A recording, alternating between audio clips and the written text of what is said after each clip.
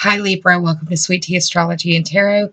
My name is Erica, and this is your April 29 Astrology and Tarot Scope video. This is a general reading, Libra, so it may not resonate with you fully.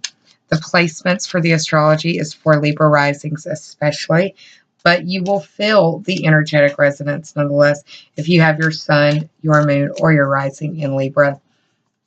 Can also be a good way to understand what is going on in the Libra's lives that you love the most. Gives you a little bit more perspective.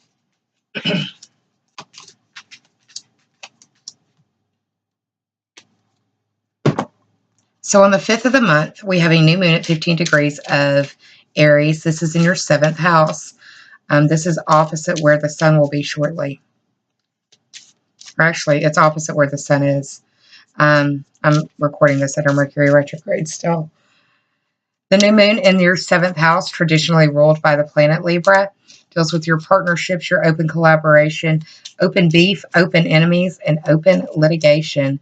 New moon in that area could be that you are dealing with new people, or will be, and you could find that relationships become a bigger theme for you throughout the next 6 months if there's energetic resonance there for you. Could also be that you're dealing with an Aries in one way or another that could be becoming a better collaborator with you, or possibly someone who's like an open enemy.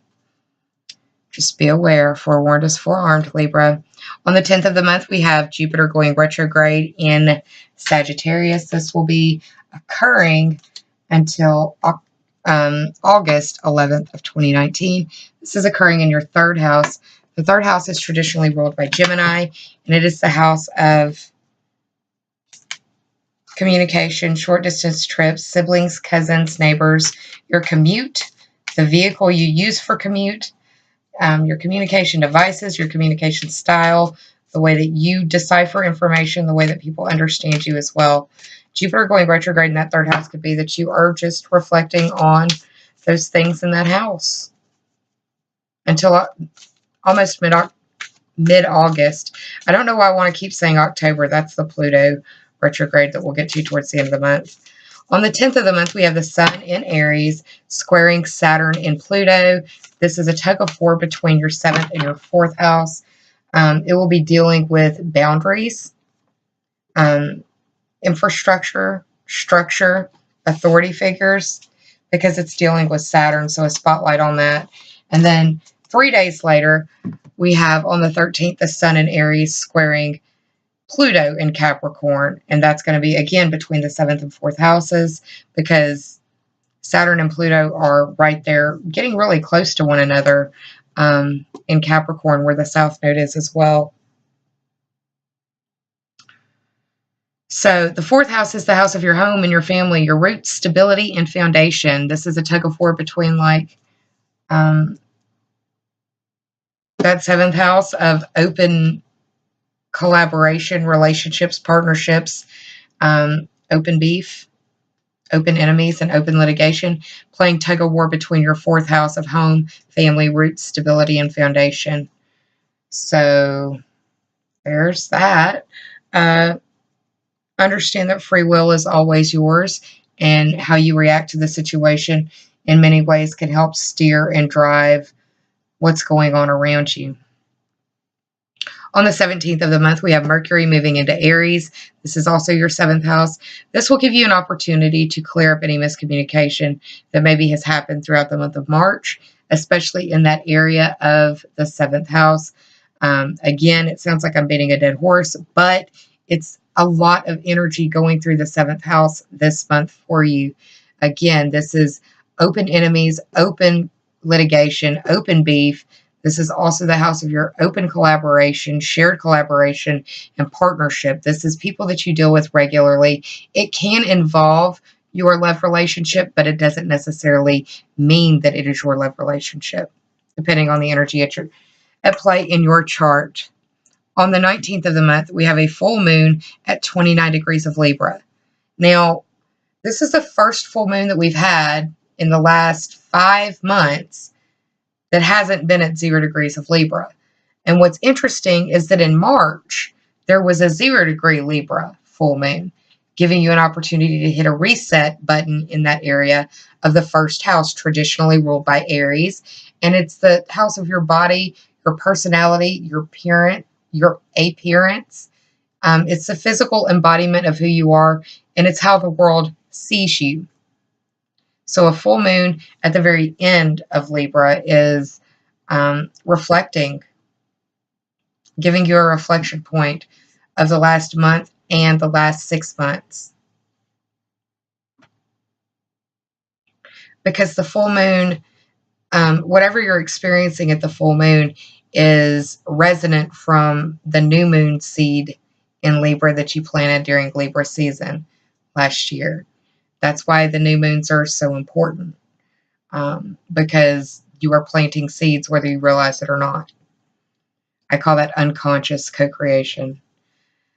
On the 20th of the month, we have Venus moving into Aries. Venus is the planet of love, beauty, harmony, money, and resources. And Venus moving in there right after Mercury moves in there, right after the full moon, giving you an opportunity to smooth out any static that maybe has kind of formed in that 7th house, giving an opportunity to bring a charming energy, a more harmonious energy, and to help you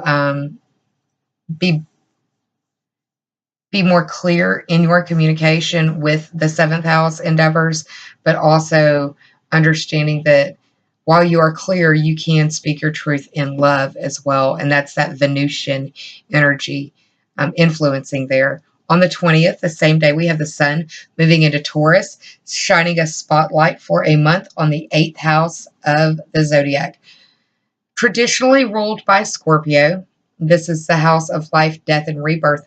Deep transformation, major metamorphosis.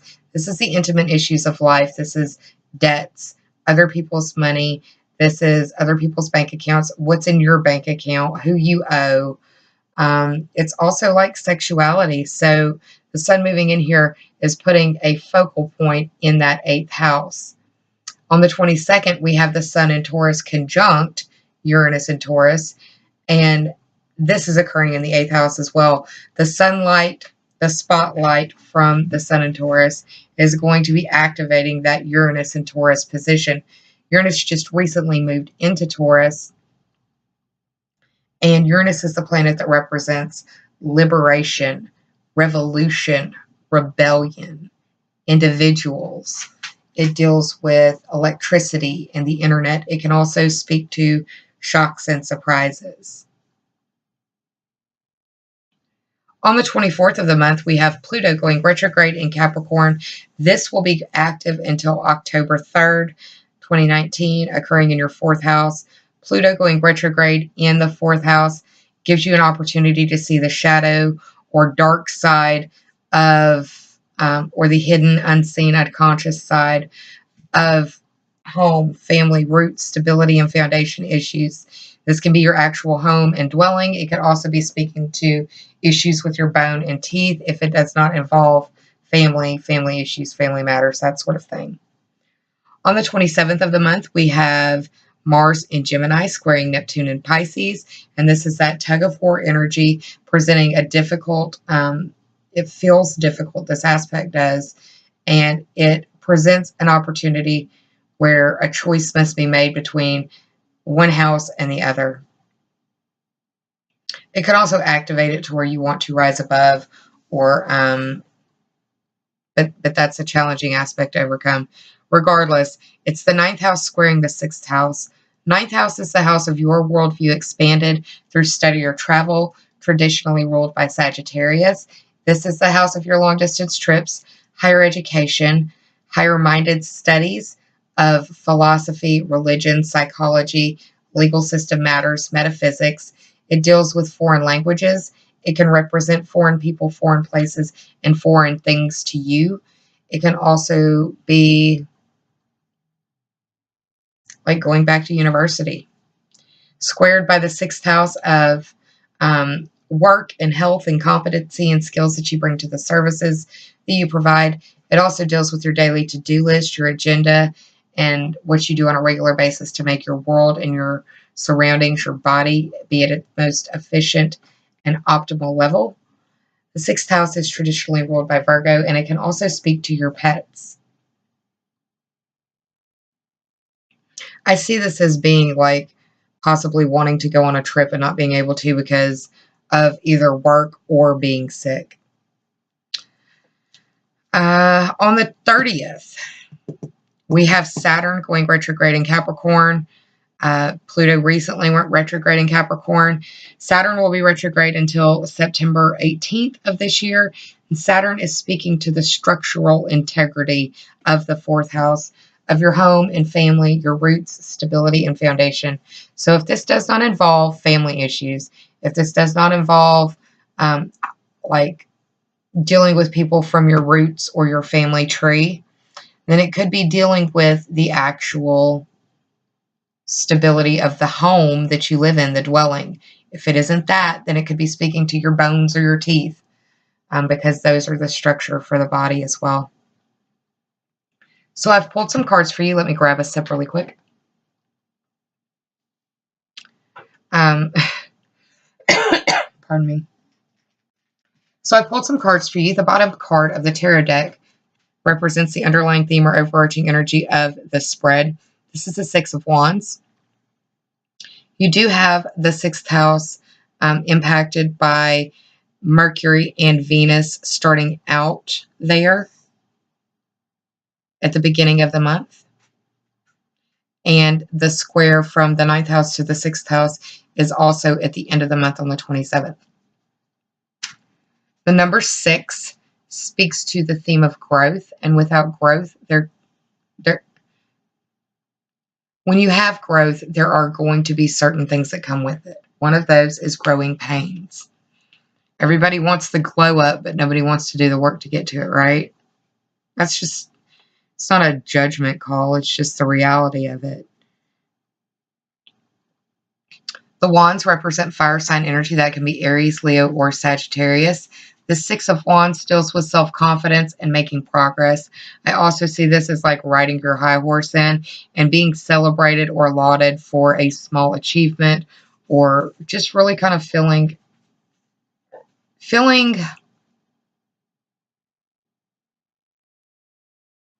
confidence, being able to look at the growth that has occurred so far and celebrating that for what it is, be it big or small.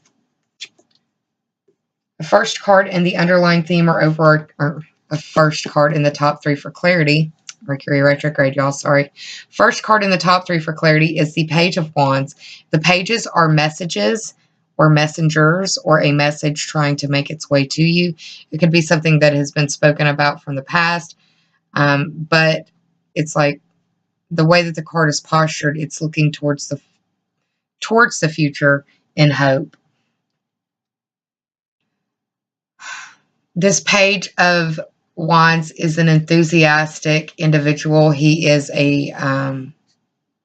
he's an adventurer. He likes to discover things. I also see this as a phallic symbol. So he could be, I say he because it's showing up as a male, but this energy could be very enthusiastic and moving faster than you want to. It may not be for all of you, but it could be for some. And it may not be you. It may be somebody in your world that is wanting to move faster than you want to.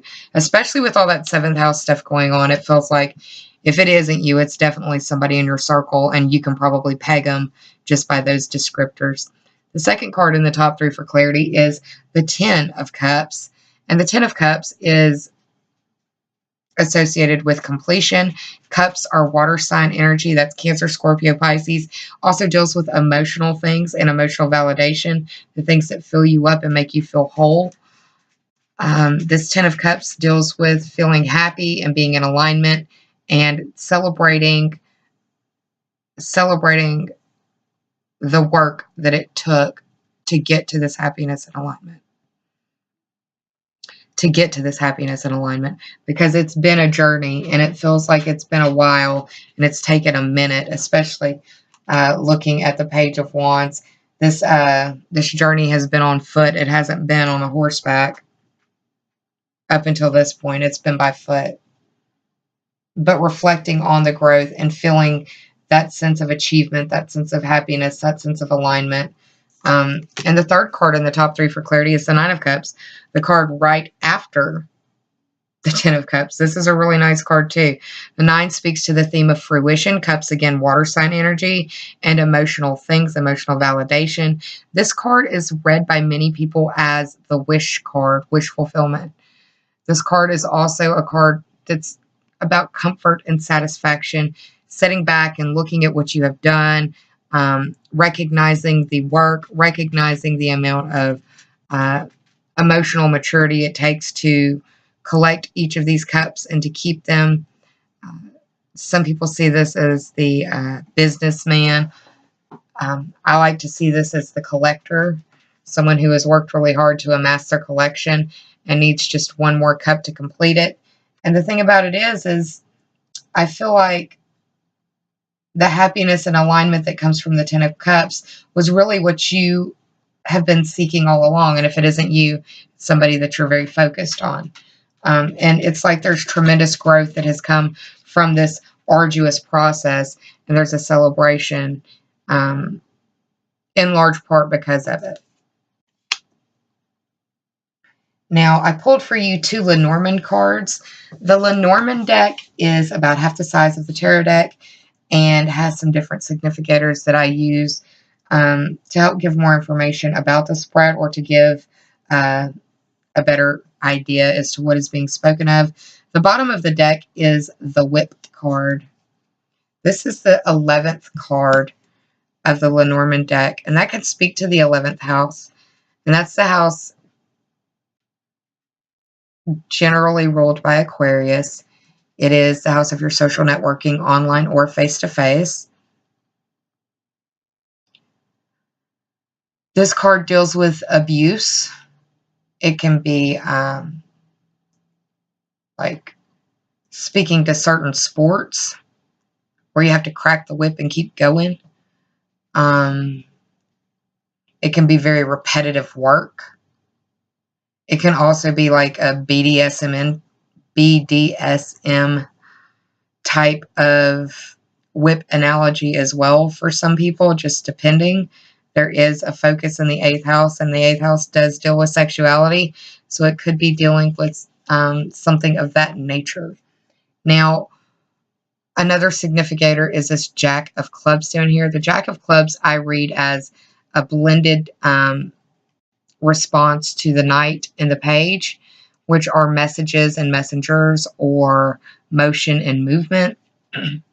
The Clubs speaks to the suit of Wands, and that is Aries, Leo, or Sagittarius, and dealing with the theme of creation and sparks. What's interesting is we have the Page of Wands that has shown up here, so it could be that, like I said, for some of you, the individual being spoken about who is enthusiastic is being enthusiastic in trying to crack the whip to make things go faster, either in the bedroom or in the partnership or in the collaboration. And it feels like